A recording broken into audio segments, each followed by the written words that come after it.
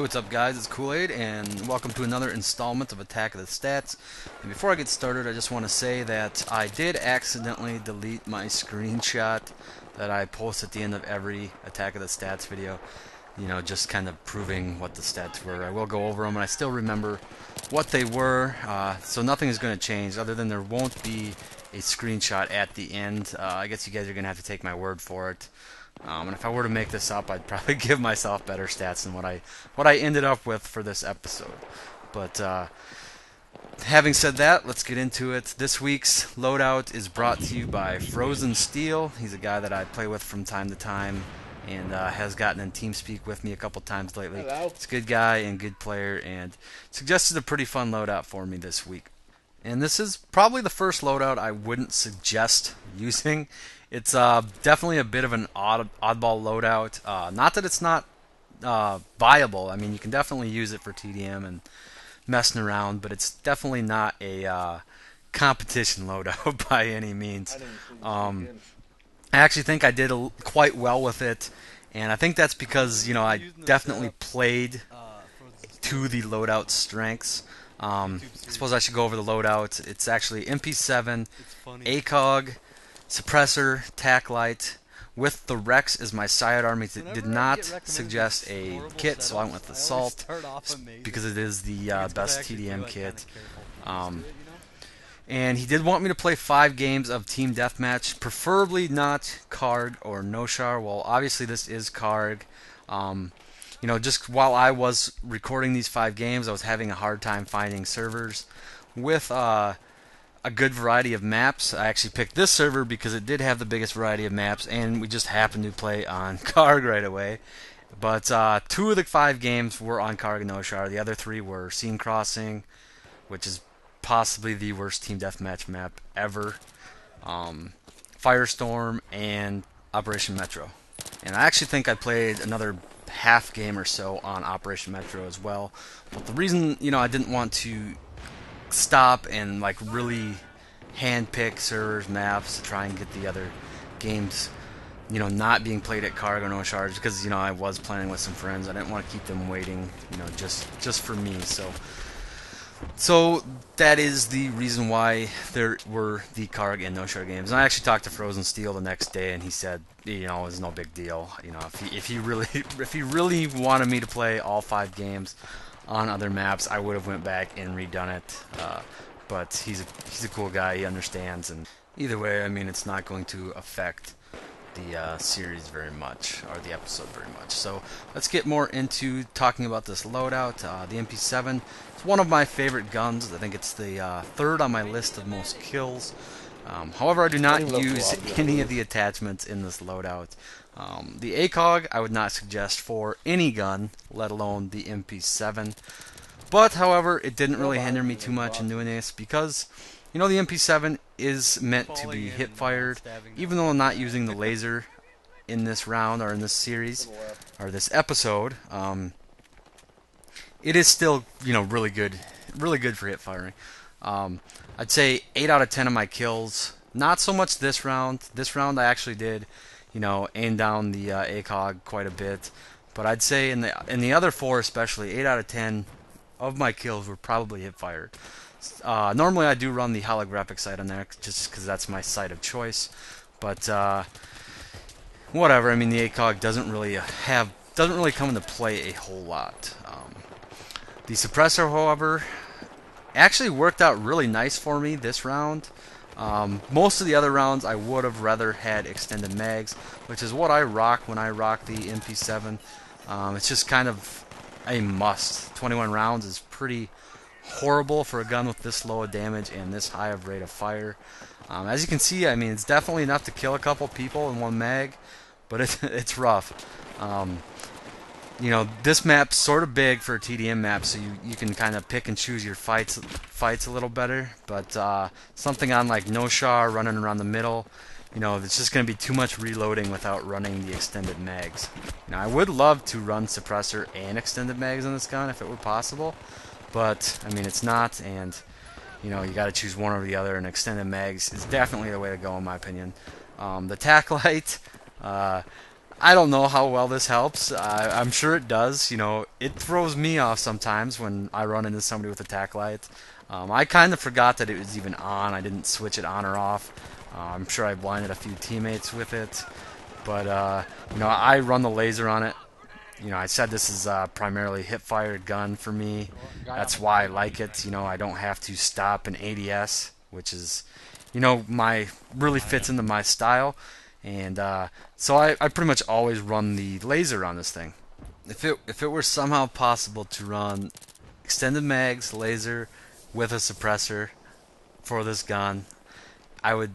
I don't think I'd ever use anything else. But anyways, this loadout that he's having me use, definitely, you know, I was playing a little bit more. I don't want to say cautious. You know, I'm obviously running around like I normally do, but I am definitely trying to pick and choose my fights a little more. And this loadout is definitely going to force you to be accurate.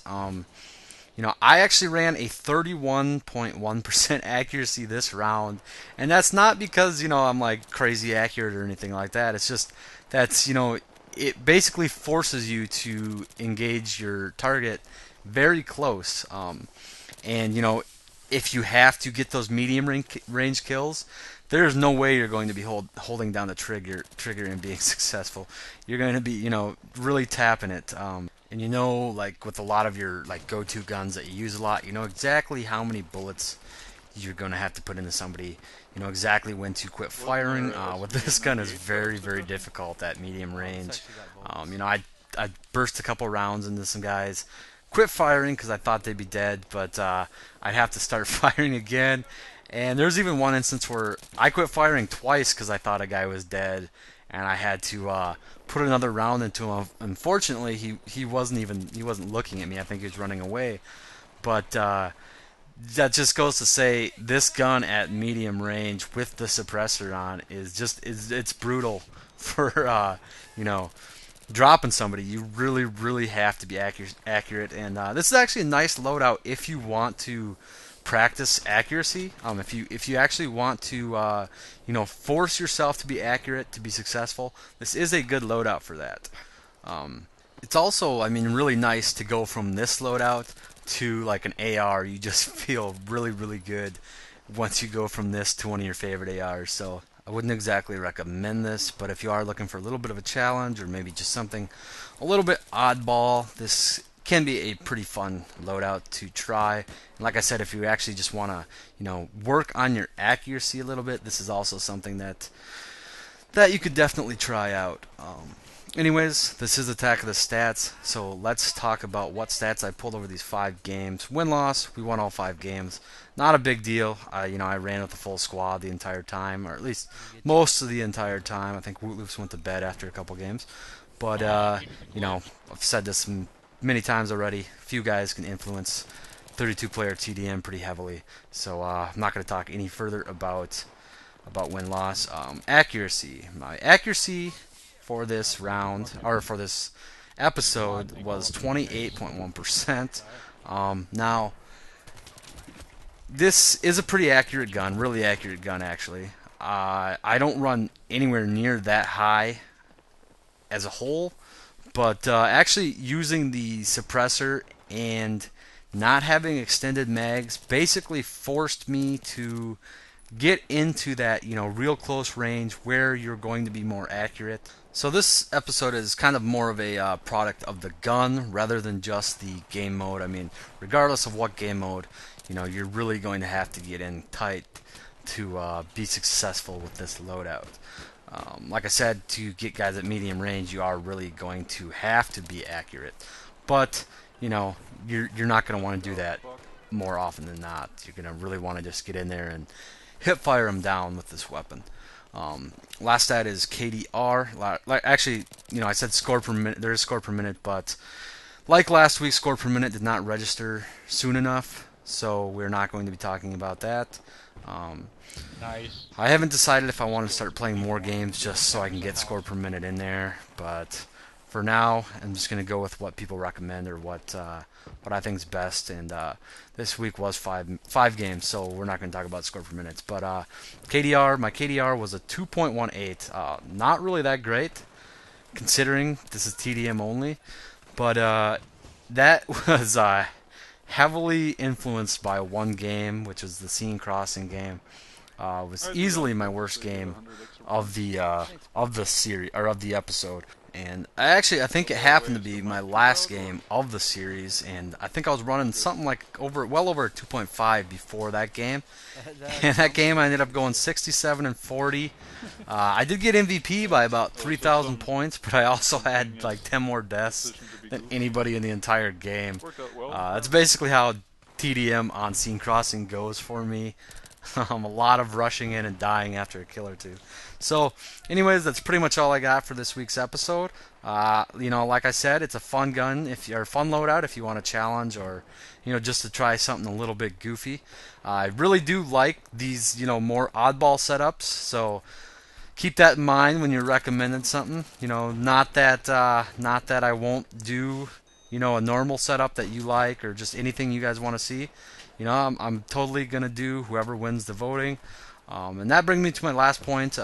When you guys do leave a suggestion, it would be really great if you guys could drop one vote on somebody else's loadout that's not your own, along with your own.